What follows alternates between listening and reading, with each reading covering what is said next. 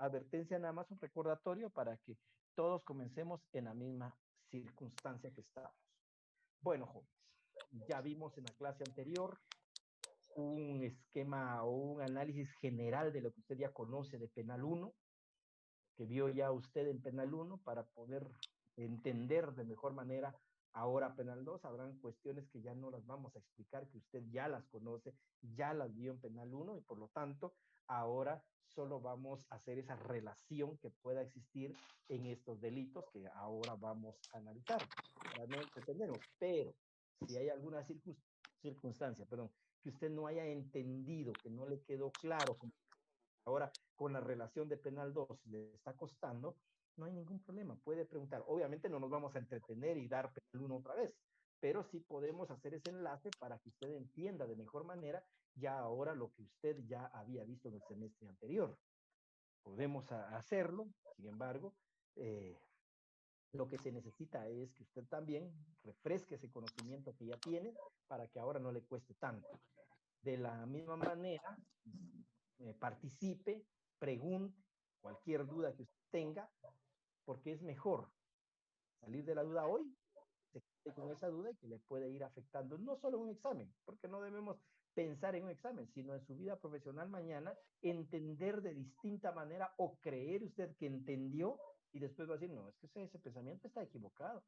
Y cuando usted vea y le diga, no, hombre, es que no es así, pues dice, yo así lo aprendí, yo no entendí, usted se fue haciendo de esa idea y la fue formando de esa manera.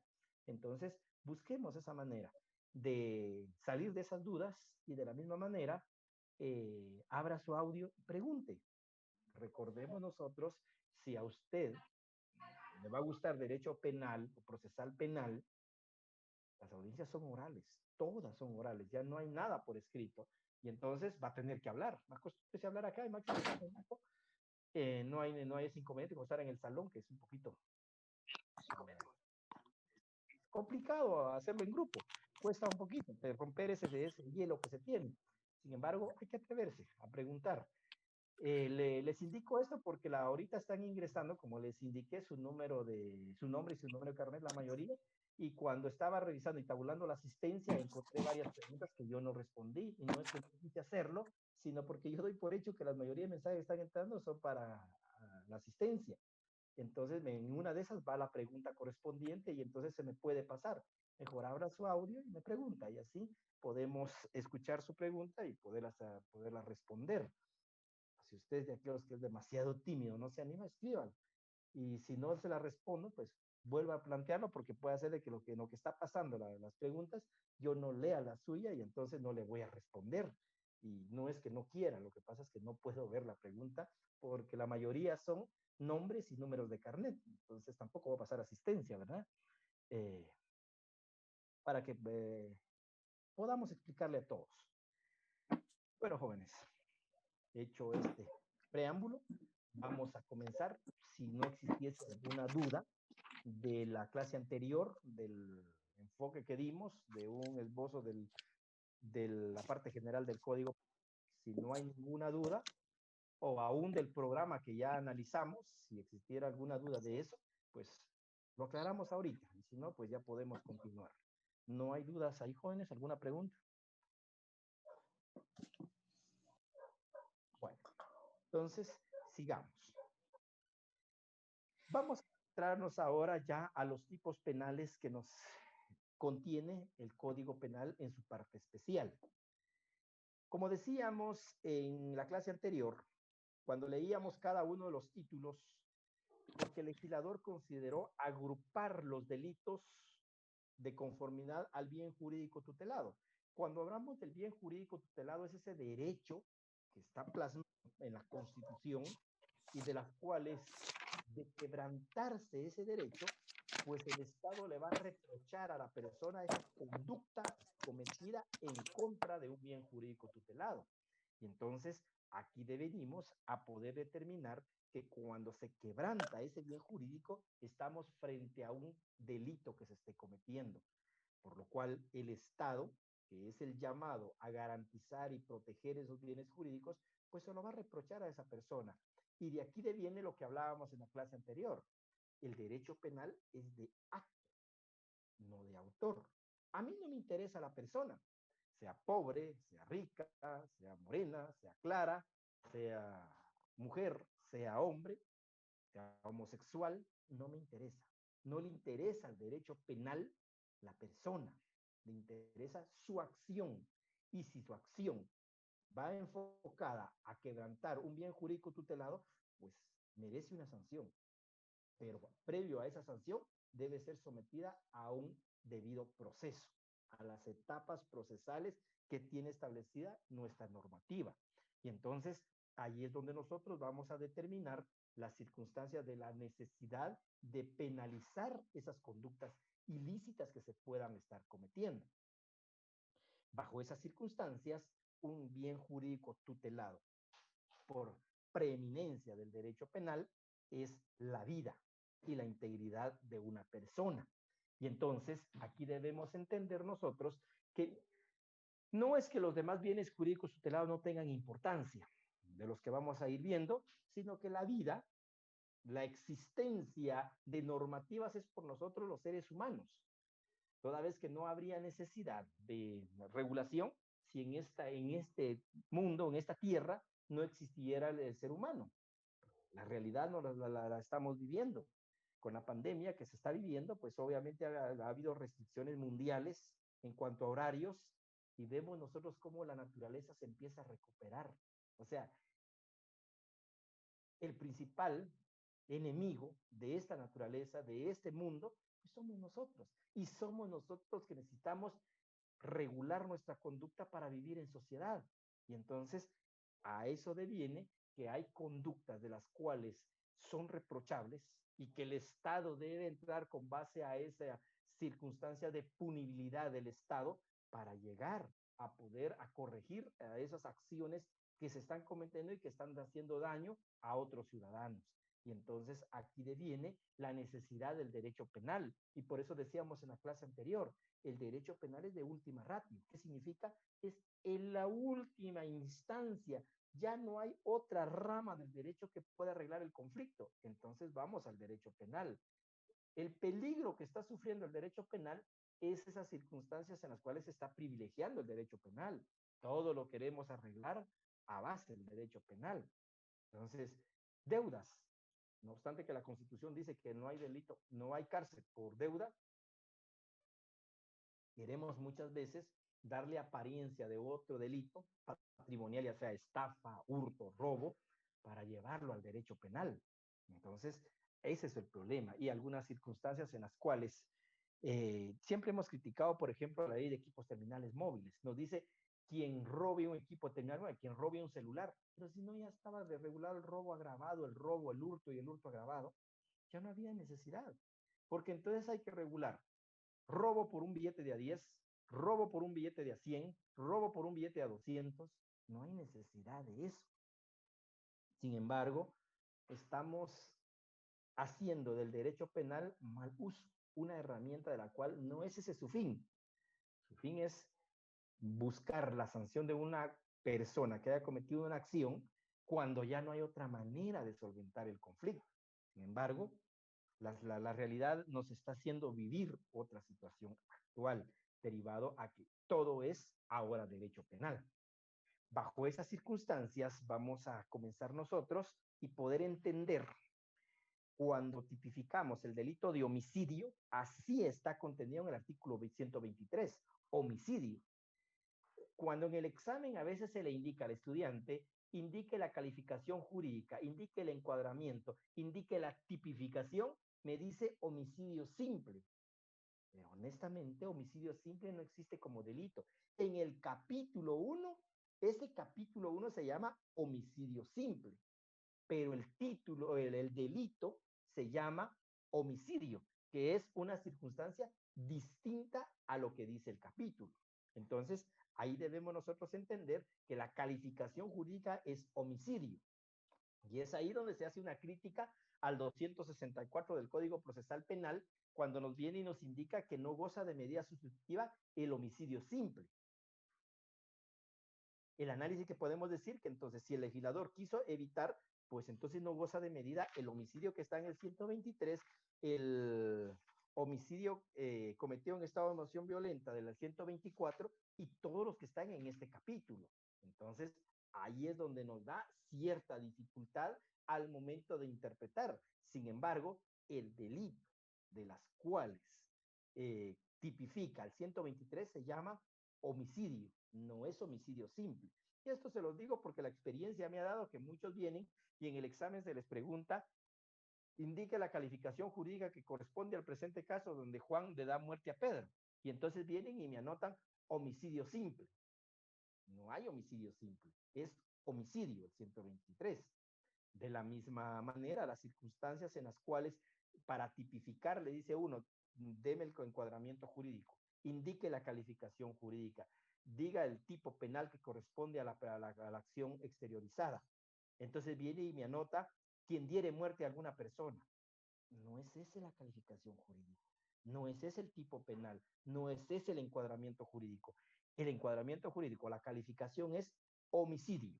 Entonces, para que entendamos, y por eso es necesario, indispensable, entender este delito contenido en el 123, que al final de cuentas nos va a servir de introducción o de modelo para poder entender todos los delitos. Y si entendemos nosotros este delito, cómo se configura con todos sus elementos y podemos extraer nosotros esos elementos, pues obviamente entonces vamos a entender los demás delitos. Pero si no lo logramos, jóvenes, es bien complicado entender los demás delitos porque hay delitos que son más complejos cuando los vamos a ir analizando. En cuanto al delito de homicidio, el autor nos da un análisis nosotros y es bueno leerlo. Toda vez que, como les decía yo en la primera clase, es muy difícil que nos dé tiempo a nosotros estudiar doctrina. Aquí nos da a grandes rasgos una doctrina de las cuales es bueno leerla.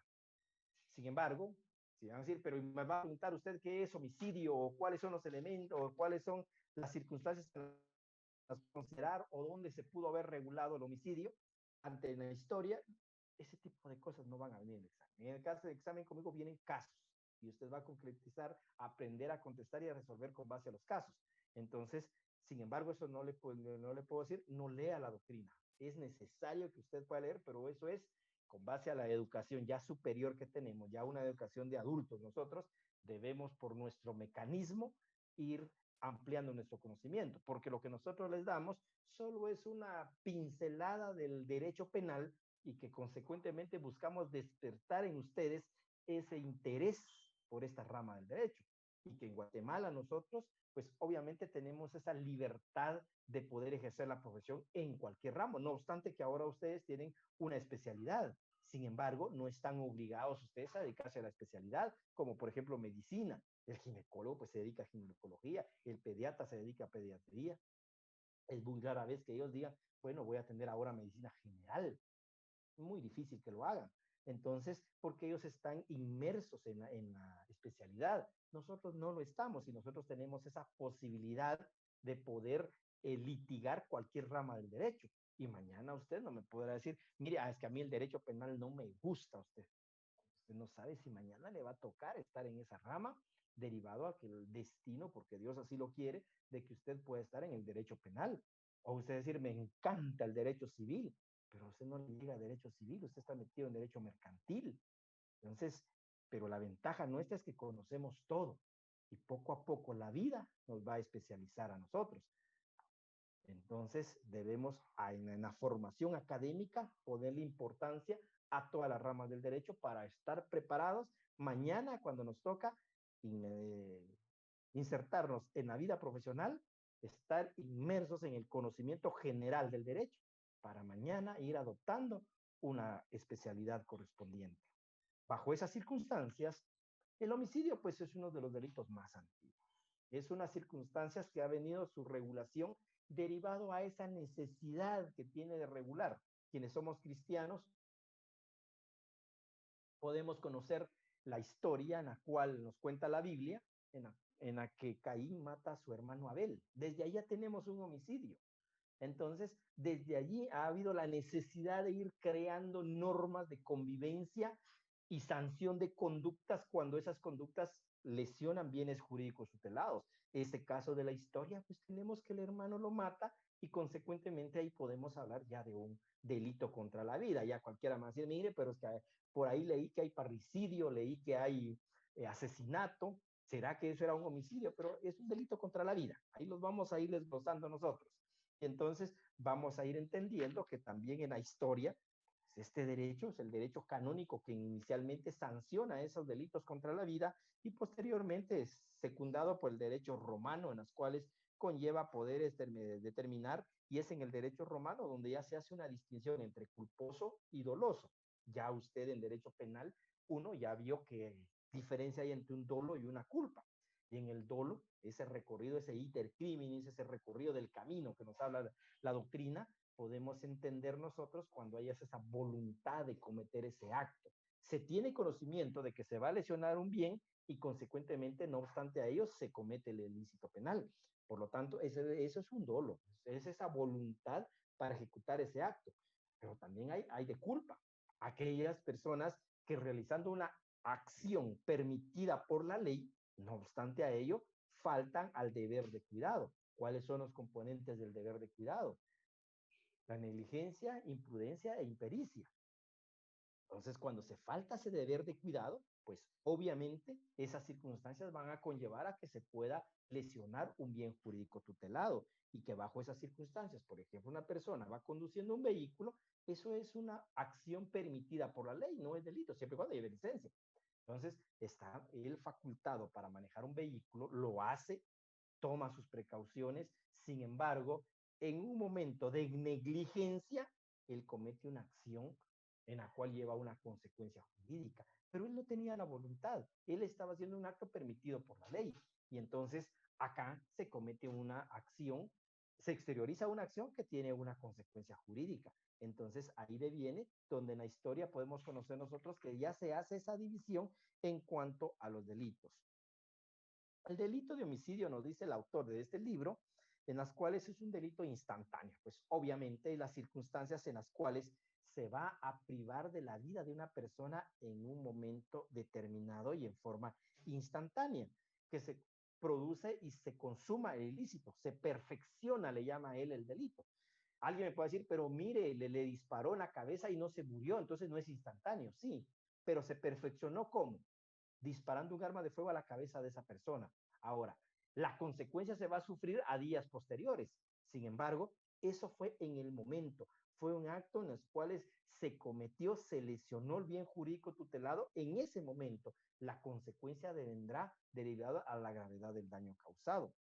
Es un delito autónomo, no necesita de otro delito, no depende de la comisión de otro delito para decir hay homicidio, sino simplemente se le da muerte a una persona, ahí ya tenemos un homicidio, ahí ya tenemos por consumada las circunstancias de ese delito. De resultado material, no podemos hablar de un homicidio nosotros si no hay un muerto, si no hay un cadáver. Tiene que haber ese resultado, ese cadáver que debe existir. Y por eso la controversia que se tiene con el caso Cavisa, en los cuales se habla de un femicidio, pero no hay muerto, no está el cadáver. Entonces, esas son circunstancias en las cuales, como caso muy importante y de trascendencia en el país, estamos a la espera. ¿Qué van a hacer al momento de resolver ese caso? Porque no tenemos el cuerpo, el elemento material que se necesita para poder considerar ese extremo como elemento que componen este delito, el resultado material que compone este delito, para poder determinar la causa de muerte de esa persona. También los delitos de homicidios pueden ser de manera dolosa y culposa, de lo que ya hablamos. Dolo cuando hay esa voluntad y culpa cuando se falta el deber de cuidado. Es un delito de peligro, pues obviamente las circunstancias de la conducta que ese sujeto o ese sindicado, como le llamamos nosotros en procesal penal, está exteriorizando, pues está poniendo en riesgo a la sociedad como tal, produciendo efectos contraproducentes en contra de ellos, de lesión, porque lesiona un bien jurídico tutelado, quebranta la vida humana, por lo tal, al momento de ejecutar esas acciones en las cuales le quita la vida a una persona. También estos delitos pueden ser de comisión por omisión. Obviamente nosotros sabemos que cuando es de acción, es ese acto de cometer o ejecutar los elementos propios para consumar un delito. Si, por ejemplo, una persona quiere matar a otra, pues obviamente tiene que llegar y ejecutar ese acto. Si lo va a hacer con un arma de fuego, pues ejecutar el arma de fuego para darle muerte. Esa es la acción exteriorizada. Lleva un cuchillo, pues el cuchillo por sí mismo no puede hacer nada, pero obviamente viene, lo lleva en la mano y se lo ensarta en el corazón a la persona. Esa es la acción. Es una acción exteriorizada que produce una consecuencia jurídica o por omisión. En algún momento nosotros podemos evitar un acto, sin embargo, no lo hacemos. También podemos ser autores de un delito por omisión. Y aquí podríamos decir a una persona en las cuales se está ahogando en una piscina. Yo veo que se está ahogando, yo sé nadar y lo que hago es hacerme loco, al ratito está muerta la persona, pues yo cometo un homicidio por omisión. Debía auxiliar a esa persona y no lo hice. Entonces, tengo la obligación de auxiliar a una persona que esté en peligro. Sin embargo, no lo hice. Y entonces comete un delito. Pero van a decir, pero yo no hice nada. Yo solo vi, pero no era mi obligación hacerlo. Claro que era su obligación. Y entonces está cometiendo un delito por omisión. De persecución oficiosa. En este caso, debemos nosotros entender los extremos en los cuales el artículo 24 del Código Procesal Penal, ya alguien va a decir, mire, pero es que eso no es materia de nosotros, pero aquí vamos a irnos adentrando nosotros, ir conociendo ya institutos del Código del Procesal Penal para irnos familiarizando, ir abarcando nuestro conocimiento en cuanto a estas ramas del derecho. Y entonces aquí tenemos que el artículo 24 del Código Procesal Penal nos dice a nosotros cómo se clasifican los delitos. Y los delitos se clasifican de acción pública dependiente de instancia particular y de acción privada. Esas son las tres clasificaciones que se hacen. Cuando nos dice acá que el delito de homicidio es de persecución oficiosa, nos está indicando que el delito de homicidio es de acción pública. ¿Qué significa? Que el Ministerio Público no necesita de una denuncia, no necesita de una prevención policial, no necesita de una querella, que el Código Procesal Penal le llama actos introductorios. No necesita de ninguno de esos actos para iniciar una investigación. El Ministerio Público debe realizar esa investigación una vez tenga conocimiento que se ha cometido un acto ilícito. Y entonces aquí no interesa que la víctima diga, mire, yo quiero que usted investigue. No, el Ministerio Público tiene la obligación de investigarlo. Y uno de ellos es el homicidio. Sabe de la muerte de una persona, el Ministerio Público va que venga el familiar a denunciar que lo mataron. No, debe realizar la investigación. Por eso se dice persecución oficiosa. Una vez se haya cometido un hecho de acción pública, pues el Ministerio Público debe realizar la investigación. La víctima, por ejemplo, matan al esposo, dice la víctima, mire, ya no quiero nada. Va al Ministerio Público y dice, miren, señores, yo lo que quiero es que descanse mi esposo. No quiero nada, no pido nada en contra de los posibles responsables. No importa. Si ella no quiere nada, no importa. Pero la ley establece que el delito de homicidio es de acción pública. Por lo tanto, la persecución debe ser oficiosa. El Ministerio Público debe continuar con la investigación, aún la víctima diga, ya no quiero. Y ese es el problema que tenemos con el delito de violencia contra la mujer. El delito de violencia contra la mujer es de acción pública. Los conflictos familiares o del hogar siempre se dan. Sin embargo, a veces se provocan esos daños que que configura este delito y por lo tanto conlleva que se presentan las denuncias.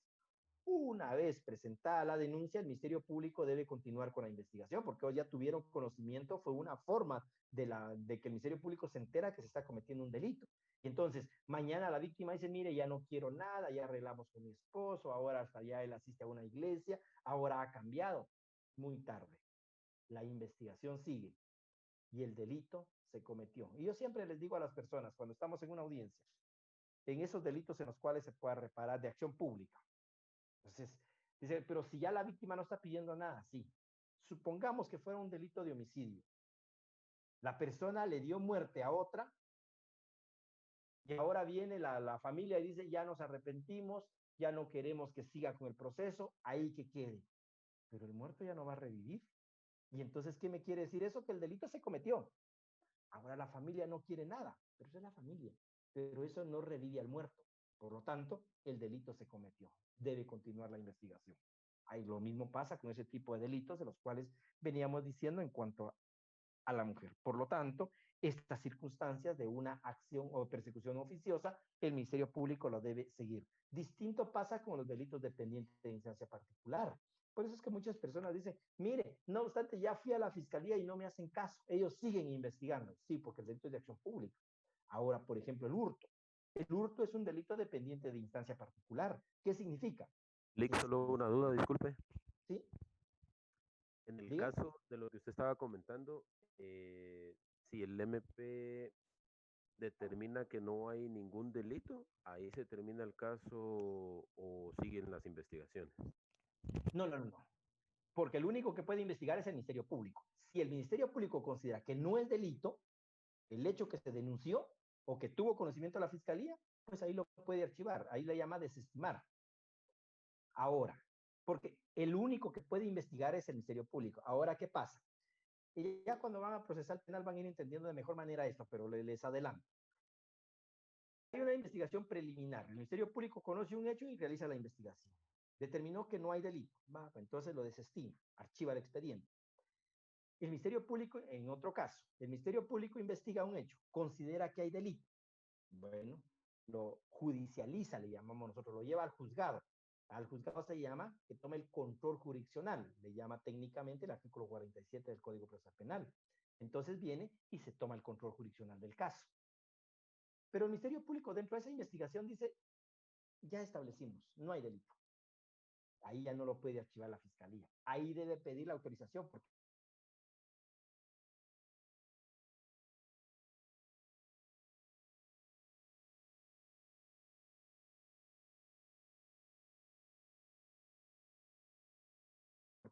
acá venimos también que el delito de homicidio, el dolo de muerte o ánimos de matar, el ánimos necandi le llaman la doctrina. Entonces, es cuando se da esa voluntad, ese ánimo de querer dar muerte a una persona. Por lo tanto, esas son las circunstancias en las cuales se puedan dar esos hechos. Alguien me estaba pidiendo la palabra, vi que estaba levantando la mano ahí, por favor, para que plantee su duda. Sí, con una duda. Con respecto a lo que estaba hablando de que, digamos, la familia viene y dice, ya no quiero que investiguen más el caso de X fulano que murió, pero el MP da que sí había un delito y en todo caso lo encuentran al culpable, siempre meten preso a esa persona o sale impune porque definitivamente la familia no presenta cargos. Por eso les decía, si es de acción pública, el Ministerio Público sigue la investigación y no importa lo que diga la víctima. La víctima tiene derecho a una reparación digna, pero si no quiere ya es otra cosa. Pero entonces, si es de acción pública. Ahora, los dependientes de instancia particular es lo que usted se podría dar. Por ejemplo, en los dependientes de instancia particular, el delito de hurto.